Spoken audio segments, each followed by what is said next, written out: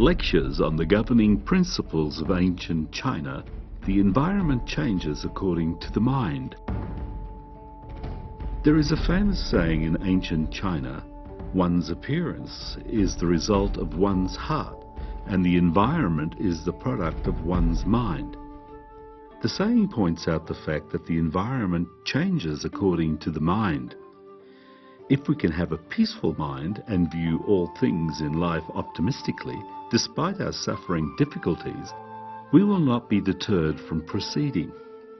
Furthermore, if we do not cherish the good conditions we have and treat people and daily activities with a discourteous attitude, good people will leave us and good fortune will disappear.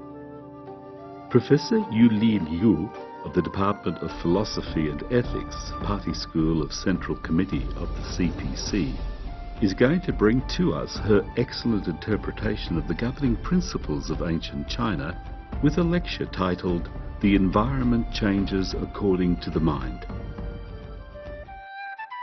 Professor Yu Liu graduated with a bachelor's and master's degree in philosophy from Renmin University of China. She is currently a professor at the Department of Philosophy at the Party School of Central Committee of CPC and a mentor for doctoral students majoring in ethics. She is also a visiting professor at Tsinghua College, Sun Yat-sen University. Professor Yu Liu has published many academic papers, received a PhD from the University of Hull, UK, and is a postdoctoral scholar at the National University of Singapore. She has been invited to give lectures and participate in workshop seminars in the UK, Italy, the USA, Canada, Australia, Japan, Singapore and Indonesia. In 2015, 2016 and 2017, she was invited to UNESCO headquarters in Paris to give talks based on the governing principles of ancient China. The central theme of her talks was the importance of the sage's education. In other words, learning from the wisdom of the past and also how to promote moral education. She has contributed greatly towards the dissemination of Oriental culture in the Western world.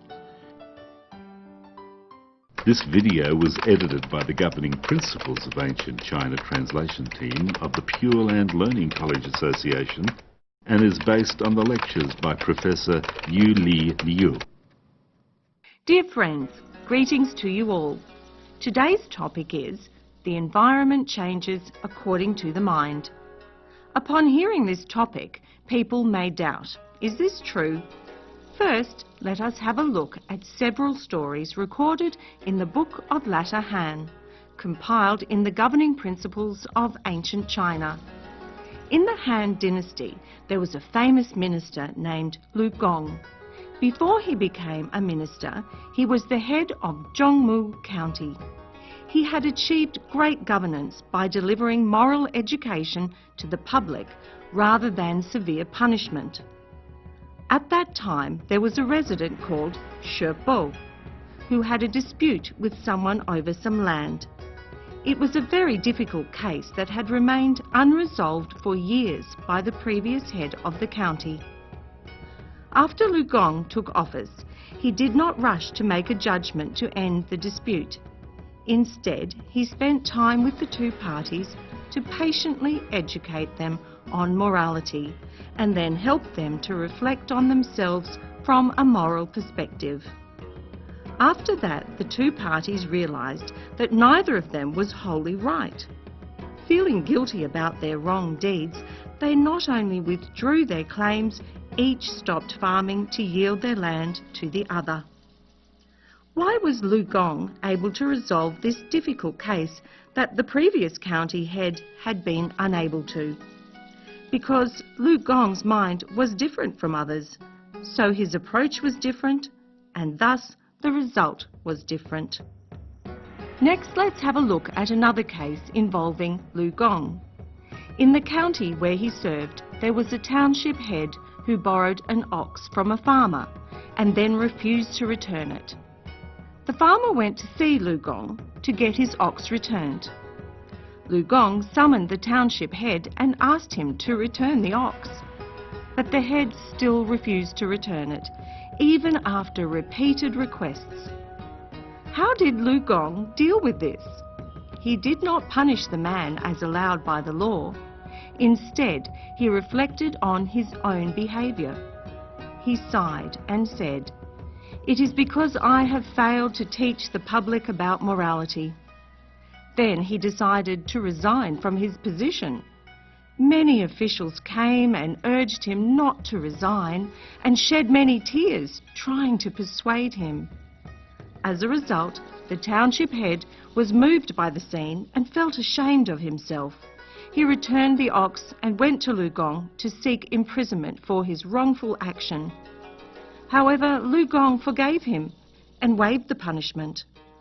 After that, all the people and officials admired him wholeheartedly, and great governance was achieved in the county. In 82 CE, a locust plague broke out in a nearby area, while Zhongmu County, which was governed by Lu Gong, remained unaffected. The provincial governor was very surprised.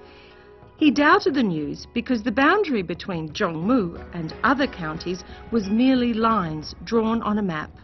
How would locusts know where one county began and another stopped, and then not enter Zhongmu County? Thus he sent an official named Fei Qin to investigate and see whether the report was true. After Fei Qin arrived, Lu Gong showed him the untouched fields. Fei Qin found that there were indeed no locusts. Then the two men sat down under a mulberry tree for a rest. Before long, a pheasant flew by and landed not far from them. The pheasant was not afraid of them or of some nearby children. Fei Qin approached the children and asked, "Why don't you go and catch the pheasant?" To his surprise, the children replied, "The pheasant has baby pheasants to feed. If this pheasant is gone, there wouldn't be anyone to feed her babies." After hearing this, Fei Qin turned back to Lu Gong to bid him farewell. He said, "The purpose of my visit was to investigate your governing performance. I have seen 3 amazing things with my own eyes. The first is that there is no locust plague here. The second surprising thing is that not only are people here moved by your teachings of morality, but birds and animals look like they too have learned the teachings and are not afraid of humans. The third thing is that even the children here have learned to be compassionate. If I stayed any longer, I would be wasting your time, which could be used to continue your proper governance." After he said that, Fei Qin went back and reported all these to the provincial governor. In the same year, an auspicious sign appeared in the county in which the wheat plants had 2 heads, not the usual one. The provincial governor reported this unusual phenomenon to the emperor, who was also very surprised. This piece of history, like many others, may seem mysterious to some people, but actually it is not mysterious at all if you understand the reason behind them. As the ancient Chinese said, the environment changes according to the mind. The environment not only includes the physical environment, but also our interpersonal relationships and our own body. Our mind is the creator of the environment we are in. When we change our mind, the environment changes too. In the previous section, Professor Liu explained anecdotes about Lu Gong, a famous minister in the Han Dynasty. The anecdotes were recorded in the Book of Latter Han, compiled in the governing principles of ancient China. The truth that the environment changes according to the mind is proven by the fact about what took place in Zhongmu County when it was governed by Lu Gong. Viewing the same thing from different perspectives always leads to different mindsets. When the mind changes, the way one deals with the situation will also change. Hence, the consequences will likewise change. Generally, whenever arguments and disputes happen between citizens, or when there are wrongdoings like theft or undutiful children, bureaucrats are keen to blame the people. Consequently, the situation does not improve. However, when Lu Gong was in office, he took an entirely different approach to governance. He reflected on himself for not implementing moral education properly, and the result is he easily resolved problems. When pheasants flew to the crop fields, the farmers in other places would try to catch them.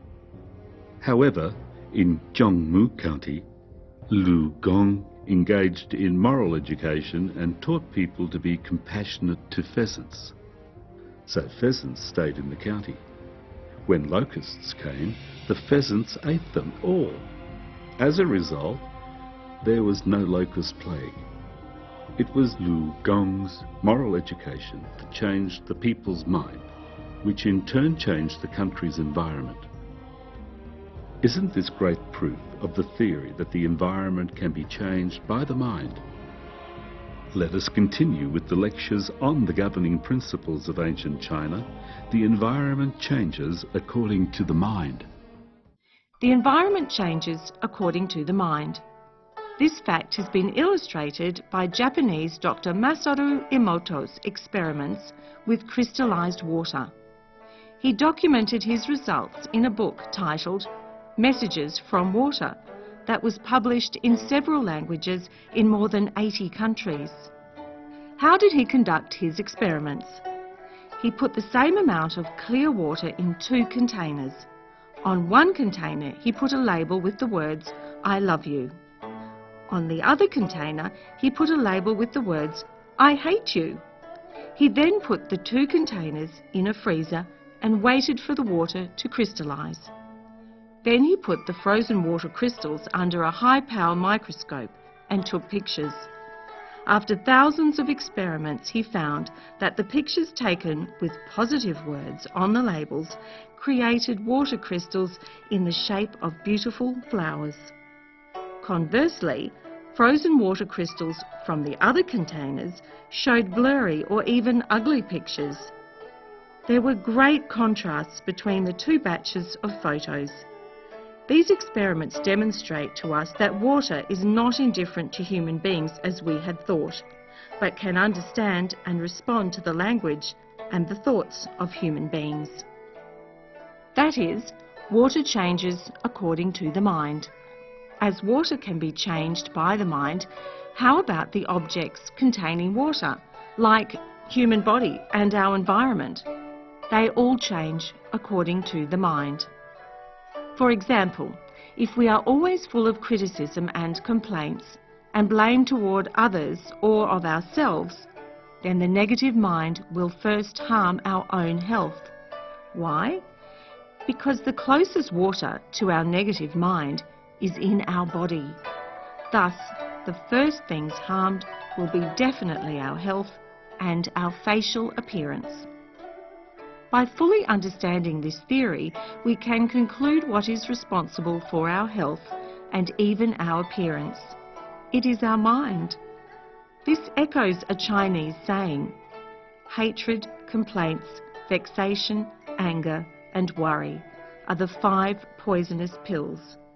Taking just half of one of them can cause illness, while taking a whole one can cause death. This is very true and can be proven by modern science. The Chinese also say one's appearance is the result of one's heart. With the preceding explanations, this saying is easily understood. Some experienced policemen can look at a group of people and use this saying to pick out a pickpocket who has a thief's eyes. They are the result of the thief's heart. A person who is an addicted drinker or a womanizer can also be identified through their eyes and their behaviour. Some experienced custom officers can sense there is something wrong with certain people passing through customs. These examples are the application of the saying, one's appearance is the result of one's heart, which is an inference from the fact that The environment changes according to the mind. Apart from this, what else can we learn from the experiments on crystallized water done by Dr. Emoto? Others' attitudes are a reflection of how we treat others. How then should we change our relationship with others? We change ourselves from deep within our hearts. We should change our jealousy, criticism, hatred and complaints to gratitude and love. When such changes take place, we will discover that others' attitudes will also change. This echoes what sages have told us. Those who love others will be loved by others, and those who respect others will be respected by others. An experiment showing a similar result as Dr. Emoto's was conducted by a psychologist in Taiwan. He divided primary school students into 3 groups and also placed 3 groups of flowers on the road to and from the school. He asked the students to speak to the flowers each day as they went to and from school. The first group was to say to the first group of flowers, "Dear flowers, you are so beautiful. I like you. Thank you for beautifying our environment." The second group of students was to say to the second group of flowers, "Damn, I hate you. You are so ugly." The third group was to act indifferently to the flowers, but to think that the flowers were worthless. 3 months later, all 3 groups of flowers had changed their appearance. The growth of the flowers in the first group was the best. They looked the most beautiful. The flowers in the second group had wilted, just like timid children who were often scolded by their parents. Those in the third group had completely withered. From this experiment, it is proved again that the environment changes according to the mind. Once our mind moves, the impact to the environment occurs, no matter whether the mind is moved by speech, behaviour or a thought. Through Dr. Emoto's experiments on crystallized water, Professor Liu explained to us the causal relationship between the environment and the mind. The fact the environment changes according to the mind has been supported scientifically and thus can be applied to everything in the universe. Do not think this is strange and not believe it. This theory is consistent with the view of Karl Marx that all things in the world are connected, with the Confucian view of the unity between man and heaven, with the Taoist view of the same root between man and heaven and earth, and that all things and I are one. When the mind changes, the environment changes. Human beings are at the top of the intellectual hierarchy, so their minds have greater power to change the environment. If we can have a mind of purity, compassion, care and gratitude, we can influence and change others and create an environment that is beautiful and harmonious. Please continue with lectures on the governing principles of ancient China. The environment changes according to the mind. We read in Buddhism of an inspiring story in which the Buddha is said to have taught an old man to change his destiny by changing his mind, and also enabled the 7 sons and their wives to understand the true meaning of filial piety. The story says that the Buddha went out one day on his alms round. He saw an old Brahman who was a hunchback, walking with a stick and holding a bowl. The man proceeded with great difficulty as he took each step. Upon seeing this, the Buddha asked him why he was out begging for food at his age, and when he was walking with great difficulty. Didn't he have children at home to look after him? The old man replied that he had 7 sons. They were all married and had their own families to look after. The old man continued by saying that they didn't want to look after him, so they kicked him out. With this, he raised his head and saw that he was talking to the Buddha. He knelt down and, addressing the Buddha as the world-honoured one, asked the Buddha for his help.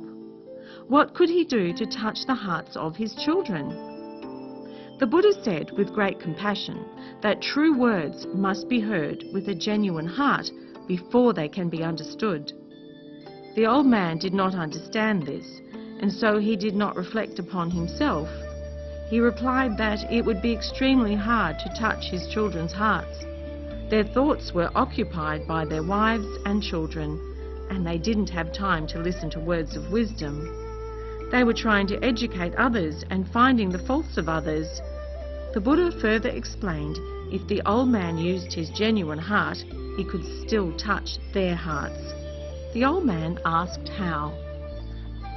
The Buddha said that he should not think about anything else, just firmly hold his stick when carefully taking each step and be grateful to the stick.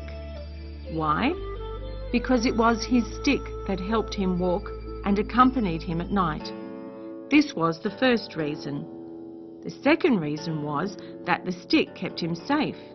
He could use it to fend off a dog that wanted to attack him and to test the depth of the river. The third reason was that the stick helped him stand up again after he fell over. Therefore, he must be grateful to the stick with a genuine heart. With genuineness in his heart, speech and actions, he would be able to touch the hearts of his children. Upon hearing these words, the old man thought to himself that what the Buddha had said was true. At that moment, who else could he rely on but his stick? It gave him the greatest help, and he must be grateful to it. After that, the old man stopped complaining about his children. He focused on his own actions and did not ask for help from others lest he become a burden to them. He successfully eliminated his negative thoughts and was filled with gratitude toward the stick. Now let's consider his 7 children. They lived comfortable lives and loved their wives and kids. One day they heard that the Buddha was in town. Whoever received his blessings would truly obtain great fortune. These sons arranged to go together with their wives and children to visit the Buddha for his blessings. When they arrived at Vulture Peak on the outskirts of the city of Rajagaha, the Buddha was giving a talk to the public. Their father, with a bowl in one hand and his stick in the other, was walking in the street begging for food. However, he was rid of all worries and full of gratitude to his stick. He murmured to himself that he was grateful all the time. People in the street said to him that he was so content and grateful to all that he had. He must be a man with good fortune. Does he know that the Buddha was teaching at Vulture Peak? They suggested that he go there and ask for his blessing. The old Braham knew full well that it was the Buddha who had helped him and guided his thoughts and actions. He was grateful to the Buddha and wished to see him and seek his advice again. At that time, there was a person who was going to visit and learn from the Buddha, so he took the old Braham along. When they arrived, the Buddha was giving a talk. Seeing the old Braham, the Buddha said that it was nice he had come and that he looked happy. He asked the old man what was his secret for happiness, and to utter the words of wisdom so that all could hear. Many people were in the audience, so the old Braham did not know his children were there. With a contented smile, the old Braham spoke to the Buddha of how he was grateful to his stick. It was his companion. It accompanied him in difficult times and protected him from danger. When he wanted to cross a river, he used it to test the depth of the water. When angry dogs tried to attack him, he used it to fend them off. He was grateful to his stick. The Buddha was very glad to hear what the old Braham said. The Buddha saw the 7 sons and their families in the audience and said that the most important thing for a person was to have a grateful heart. A stick could change the old man's life and enable him to live a life of happiness. Therefore, he must be grateful. Sadly, there were many people who could not compare to a stick. Those who were not filial to their parents would be neglected by their own children. Furthermore, they would suffer in the hells. People who were living such lives had not been filial to their own parents in the past. Those who were filial to their parents would truly enjoy happiness and great blessings. The 7 sons and their wives were ashamed to hear this, and to see their father in the audience. They all rose and approached the Buddha. They paid their respects and thanked the Buddha for his teachings. They then turned to their father and apologized to him, saying they were ashamed of themselves. They asked him to come home with them so they could look after him. All 7 children wanted to fulfill their role of filial piety and to have their father live with them. This is a simple story, but the lesson that one can learn from it is profound. The environment changes according to the mind. In the beginning, the old Braham, not understanding that his suffering was due to his past actions toward his own parents, blamed his suffering on his children. He tried to seek answers externally. A lot of people today are doing the same thing. When their children don't look after them, some even take their children to court. Not only will this not solve their problem, the parents will end up complaining and worrying all the time. After listening to the Buddha's words, the old Braham developed a heart of gratitude towards his walking stick and gradually had a grateful mind toward all things. Due to this meritorious cultivation of gratitude, he successfully touched the hearts of his own children. His mind had helped him change his environment. Professor Liu tells us a Buddhist story and further explains the theory of the environment changing according to the mind. When the old Braham complained that his 7 children had abandoned him, his situation became worse. After hearing the wise words of the Buddha, the old Braham changed his mind and started to live a life of gratitude. In doing so, he became happy. Eventually, he regained the warmth of his family and a happy life. The Buddha had great wisdom. He said it well when he said that it was of utmost importance that a person had a grateful heart. Children must be grateful to their parents for their life and for their nurturing. Parents should not only be grateful to their filial children, but also to the greater society for its care and concern. If everyone in our society has a grateful heart and cares for each other, the world will doubtless be in great harmony. Once we know that the environment changes according to the mind, what do we need to do in our daily lives?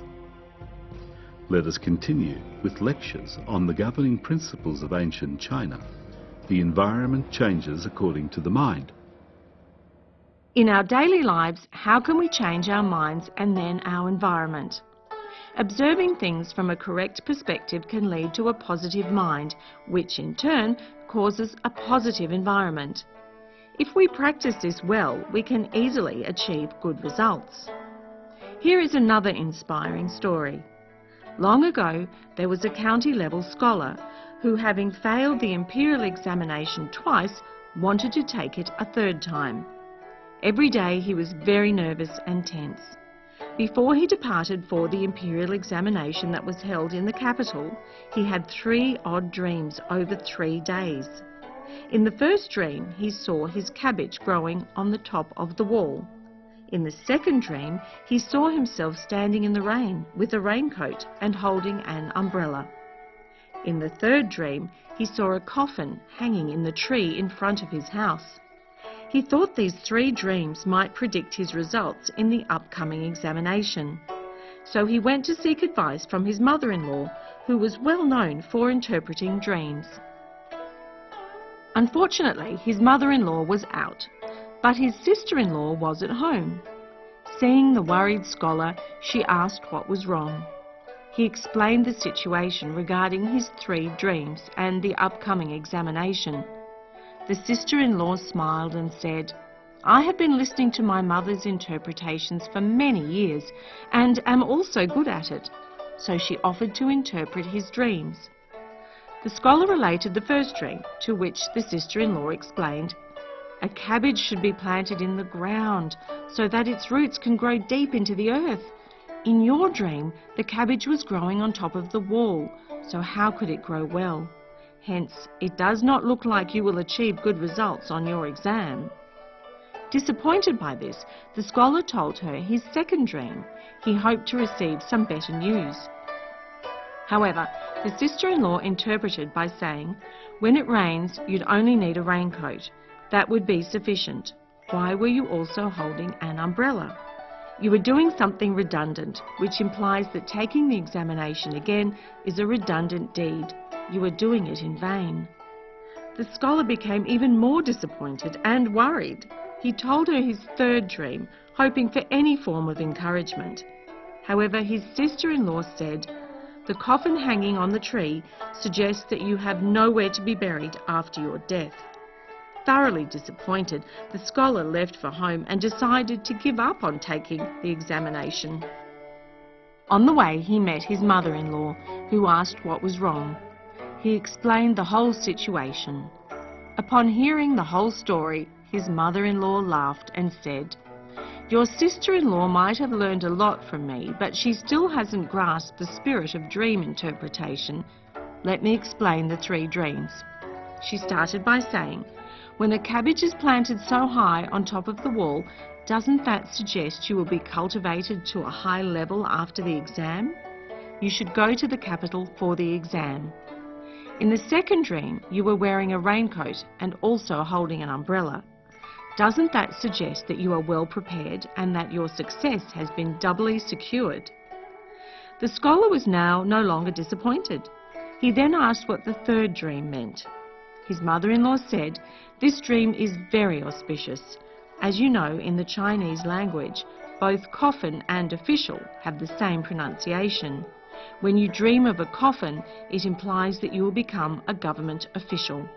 And since the coffin is hanging high on the tree, you might even become a high official."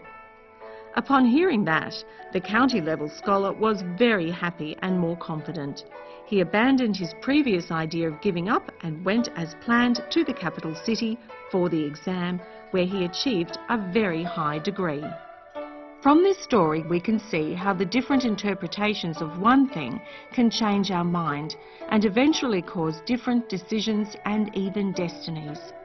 This happens all the time in our daily lives. For example, visualize a glass that is half filled with water. Pessimistic people would think that the glass was half empty, so they might start to feel sad. However, when seeing the same situation, optimistic people would think that the glass is half full. Why so? These 2 groups of persons considered the same situation from 2 different perspectives, which leads to different psychological reactions and results. Professor Liu told us about a county-level scholar and his dreams.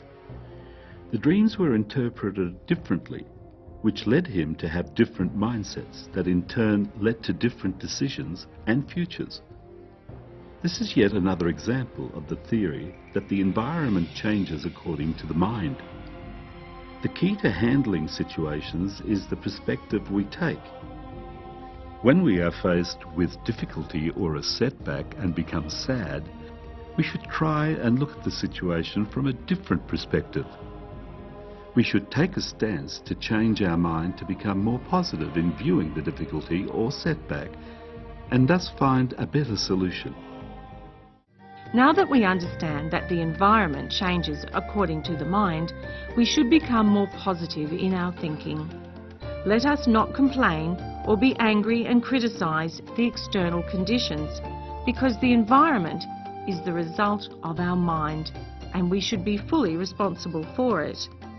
There is a good saying, "Only search for the ways towards success, not excuses for failure."